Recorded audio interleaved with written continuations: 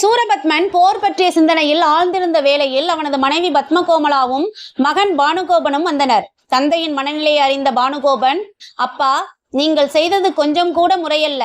ஏற்கனவே ஒரு முறை நான் அந்த முருகனிடம் ஆயுதங்களை இழந்து திரும்பினேன் என்பதற்காக என் வீரத்தை நீங்கள் குறைத்து எடை போட்டு விட்டீர்கள். நானும் சிறுவன், அந்த முருகனும் சிறுவன். நாங்கள் போட்டியிட்டு யார் தோற்றாலும் அவமானம் வரப்போவதில்லை. அங்கே வீரம் மட்டுமே பேசப்படும். நீங்கள் அப்படியா? அண்ட சராசரத்தை அடக்கியாலும் சக்கரவர்த்தியான நீங்கள் அந்த முருகனை வென்றால் ஒரு சிறுவனை வென்று விட்டதாக சூரன் கொக்கரிக்கிறான் என்றும், தோற்றுப்போனால் கேவலம் ஒரு சிறுவனிடம் போய் சூரன் தோற்றானே என்றுதான் உலகம் பழிக்கும். எப்படி இருந்தாலும் அது உங்களுக்கு அவமானத்தையே தேடித்தரும். கவலைப்படாதீர்கள், மீண்டும் நானே போகிறேன். அந்த சிறுவனை தூக்கி வந்து உங்கள் காலடியில் போடுகிறேன். அவனை ஒழித்து விடுங்கள். அந்த முருகன் இருக்கும் தைரியத்தில் திமிர் பிடித்தலையும் பிரம்மாவையும் விஷ்ணுவையும் சிறையில் தள்ளுங்கள் என்று சொல்லிவிட்டு ஆவேசமாக சிரித்தான்.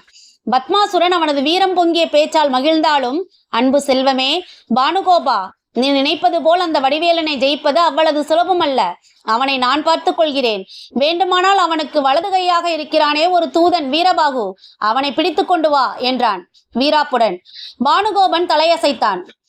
ஒரு நொடியில் வருகிறேன் தந்தையே என்றவன் தாய் கோமலாவிடம் ஆசி பெற்று புறப்பட்டான். வீரபாகுவும் சாதாரணமானவன் அல்ல என்பது பானுகோபனுக்கு தெரியும். அவனும் வெற்றி கொள்ள சாதாரண அஸ்திரங்கள் போதாது. அவனை மயங்க வைத்து விட்டால் கட்டி வைத்து தந்தைக்கு முன் கொண்டு வந்து விடலாம் என்ற எண்ணத்தில் தன் பாட்டி மாயையை நினைத்தான். அவள் காஷ்யப்ப முனிவரின் மனைவியாக இருந்த அசுரகுலத்தை உருவாக்கியவள்.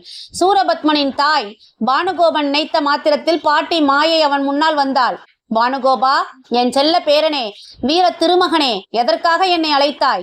என் அன்பு பேரனுக்காக எதையும் தருவேன் என்றாள். பானுகோபன் அவளிடம், எங்கள் குலத்தலைவியே, என் அருமை மூதாட்டியே, அசுரர் குலத்திற்கு முருகன் என்பவனால் ஆபத்து வந்துள்ளது. அவனது தூதுவனாக வந்த வீரபாகுவை கட்டி இழுத்து வரும்படி தந்தை கட்டளையிட்டிருக்கிறார். நீங்கள் தான் அசுரகுலத்திற்கு வித்திட்டவர்கள். அந்த தேவர் படையை வெல்லும் ஆலோசனையும் ஆயுதமும் தந்தால் அவனை பிடித்து விடுவேன் என்றாள்.